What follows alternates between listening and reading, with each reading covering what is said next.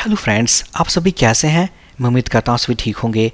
यहाँ फ्रेंड्स हम बात करने वाले एक इंटरेस्टिंग टॉपिक के बारे में। इसका टाइटल है how to add script files. बिल्कुल जैसा कि हम जानते हैं, जो प्लगइन हमने क्रिएट किया है that is books management system, उस प्लगइन में हमारे पास दो लेआउट्स होने वाले हैं, जैसे कि add book and list books. So obviously हमें चाहिए कुछ CSS एंड जावास्क्रिप्ट के कोड ताकि हम प्लगइन्स के साथ अटैच कर सकें। यहाँ देखने वाले, अगर हमारे पास कोई CSS का फाइल हो या JS का फाइल हो तो किस तरीके से प्लगइन के साथ लोड करें। उससे पहले में छोटी सी रिक्वेस्ट है, अगर आप इस चैनल पर नए हो, सब्सक्राइब नहीं किया है, फटाफट चैनल को सब्सक्राइब कर दीजिए। आपके सब्सक्राइब करने से मुझे प्यार और चैनल को सपोर्ट मिलता है। तो यहाँ फ्रेंड्स, वीडियो स्टार्ट करने के पहले अगर इसके कॉन्सेप्ट के बारे में बात करें, चलते हैं ब्राउजर पे एड इन पैनल के अंदर। तो देख सकते हैं हमारे पास एक प्लगइन है, मीन्स एक मेन्यू है, दैट इज बुक सिस्टम। यहाँ इस मेन्यू के अंदर दो सब मेन्यूज है, जैसे कि add book and list books. अभी फिलहाल हमारे पास इन दोनों सब मेन्यूज के अंदर कुछ स्टैटिक मैसेज है, जैसे कि in case of ad book, this is ad book page, for list books, this is list book page. But obviously next videos में हम बनाने वाले दोनों पेजेस के लेआउट्स और हमें चाहिए कुछ CSS एंड JS के कोड। तो यहाँ देखने वाले, अगर हमें यूज़ करना हो कोई CSS के कोड फाइल या JS के कोड फाइल, तो किस तरीके से प्लगइन के साथ लोड करें। चलते हैं एडिटर में, हम जाएंगे WP कंटेंट के अंदर, प्लगइन्स के अंदर, बुक्स मैनेजमेंट सिस्टम, और सबसे पहले इस प्लगइन फोल्डर के अंदर हम क्रिएट करने वाले एक फोल्डर दैट इज एसेट्स। अब यहाँ इस फोल्डर के अंदर दो सब फोल्डर्स और क्रिएट करेंगे, जैसे कि CSS फोल्डर जिसके अंदर स्टोर करेंगे अपने CSS के फाइल को, एक और फोल्डर क्रिएट करने वाले हैं दैट इज JS। तो यहाँ CSS फोल्डर के अंदर हम एक फाइल क्रिएट करने वाले हैं दैट इज style.css, ताकि जिस भी CSS को हम यूज़ करें अपने प्लगइन के अंदर, हम सक्सेसफुल तरीके से इसके अंदर लिख सकें।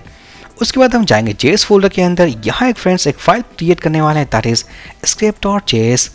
तो फॉर द टाइम बिंग अगर कमेंट लाइंस को ऐड कर दें हम यहाँ दोनों फाइल्स पे, this is books management system style sheet. उसके बाद जाएंगे script.js, comment line means multi line comment, this is books management system script file. Now successfully हमारे पास दो फाइल्स हैं that is script.js and style.css, जिसे हम लोड करेंगे अपने प्लगइन के साथ। चलते हैं क्लास फोल्डर के अंदर, बुक्स मैनेजर.php। अब यहाँ फ्रेंड्स इन दोनों फाइल्स को अटैच करने के लिए हम यूज़ करने वाले हैं एक्शन हुक। चलेंगे इस क्लास के कंस्ट्रक्ट मेथड के पास। सो फर्स्ट जो एक्शन हुक हमने यूज़ किया था this is for add menu, और जो सेकंड यूज़ करने वाले हैं for the time being add action, और यहाँ यूज़ करने वाले हैं admin underscore enqueue underscore scripts। तो दिस इज़ फॉर, अगर हम एक लाइन का कमेंट ऐड कर दें, this is to add plugin scripts. Now चलेंगे सेकंड पैरामीटर की ओर, हम पास करें एक एरे। इस एरे का जो फर्स्ट वैल्यू होगा that is all about class reference, और उसके बाद हम कॉल करें एक मेथड सो ऐड BMS, उसके बाद होगा प्लगइन स्क्रिप्ट्स। नाउ यहाँ पर इस मेथड नेम को हम कॉपी कर लेंगे, थोड़ा जूम आउट कर देते हैं इस एडिटर को। कॉपी करने के बाद इसे हम डिफाइन करने वाले हैं, स्क्रॉल करेंगे तो यहाँ पर इस डीएक्टिवेशन मेथड के बाद this is to add plugin scripts. So public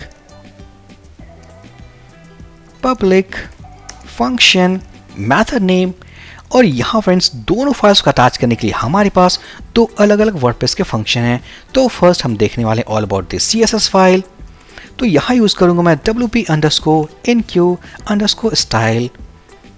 यहाँ फर्स्ट हमें पास करना है स्टाइल शीट की ID। कहने का मतलब है अगर हम ऐड करें कोई CSS फाइल या JS का फाइल तो ऑटोमेटिक तरीके से एक हैंडल ID हमें प्रोवाइड करना पड़ेगा, ताकि हर एक फाइल का एक यूनिक ID हो। तो यहाँ पास कर देते हैं, मान लेते हैं BMS-style। देन हम पास करेंगे ऑल अबाउट SRC, इसका मतलब उस CSS के फाइल पाथ को। चलेंगे मेन प्लगइन फाइल के पास। तो यहाँ पर रिमेंबर हमने कुछ कांस्टेंट डिफाइन किया था, हम इसे कॉपी कर लेते हैं। कॉपी करने के बाद हम इसे पेस्ट कर देंगे। सो प्लगइन के URL को गेट करने के बाद हम जाएंगे अपने फोल्डर के अंदर दैट इज एसेट्स के अंदर। उसके बाद हम जाएंगे CSS फोल्डर के अंदर और अटैच करेंगे style.css। Now after this SRC then हमारे पास डिपेंडेंसीज। तो ऑब्वियसली इस वाले फाइल का डिपेंडेंसी किसी के ऊपर नहीं है, सो ब्लैंक एरे।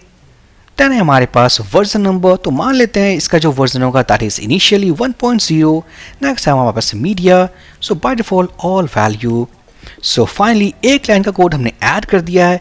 जैसे इस प्लगइन को एग्जीक्यूट करेंगे, एग्जीक्यूट करने के बाद ये एक्शन कॉल होगा। कॉल होने के बाद ये मेथड कॉल होने वाला है ऑटोमेटिकली।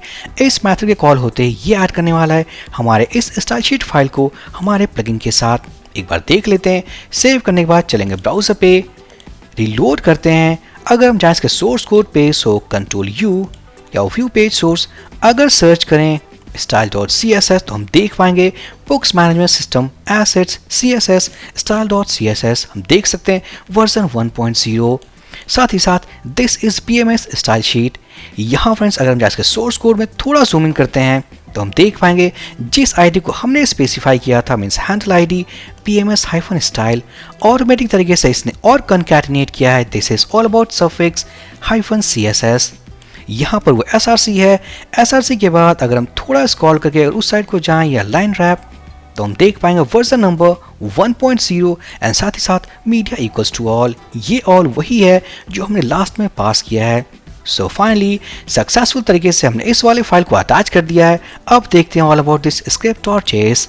तो यहाँ क्या करने वाले हैं, दूसरे फाइल के लिए हम एक और फंक्शन यूज करेंगे दैट इज wp_enqueue_script। रिमेंबर यहाँ हमने यूज किया स्टाइल, यहाँ यूज करेंगे स्क्रिप्ट। चाहेंगे फर्स्ट ऑल अबाउट हम देखेंगे तो फर्स्ट हमें पास करना है all about handle ID. Remember it's a unique ID तो हम पास करेंगे BMS एंड -script। देन हम पास करेंगे ऑल अबाउट SRC, इसका मतलब फाइल पाथ। तो हम इस प्लगइन के कॉन्स्टेंट को कॉपी कर लेते हैं, पुट कर देंगे।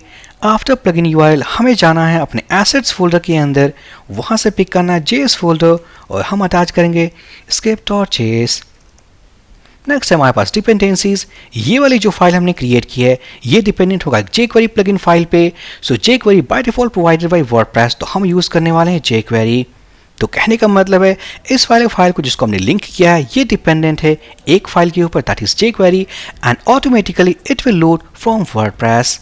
अगर आपने कोई और प्लगइन फाइल को अटैच किया हो जिसके डिपेंडेंसीज किसी और फाइल पे हो तो ऑब्वियसली आप उसे पास करोगे। अब यहाँ नेक्स्ट हमारे पास that is all over version number, initially हम पास करेंगे 1.0। सो फाइनली हमने सारे पैरामीटर्स को पास कर दिया है अकॉर्डिंग टू रिक्वायरमेंट। सेव करेंगे, चलते हैं ब्राउजर पे, रिलोड करेंगे। रिलोड करने के बाद वापस से करते हैं व्यू पेज सोर्स। यहाँ फ्रेंड्स सर्च करने वाले हैं script.js तो हम देख पाएंगे this file is coming from books management system. Open कर लेते हैं, this is a PMS script file. यहाँ अगर बात करें तो हम देख पाएंगे यहाँ हमारे पास कहीं हैंडल आईडी है, लाइन रैप, script.js तो हम देख पाएंगे BMS-script-js।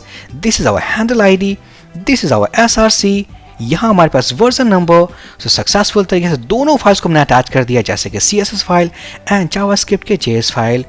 अब आने वाले वीडियोस में जब हम यूज़ करें अपना कस्टम CSS या कस्टम का JS कोड तो सक्सेसफुल तरीके से उन सभी कोड के थ्रू हम अपने प्लगइन को मैनेज कर पाएंगे।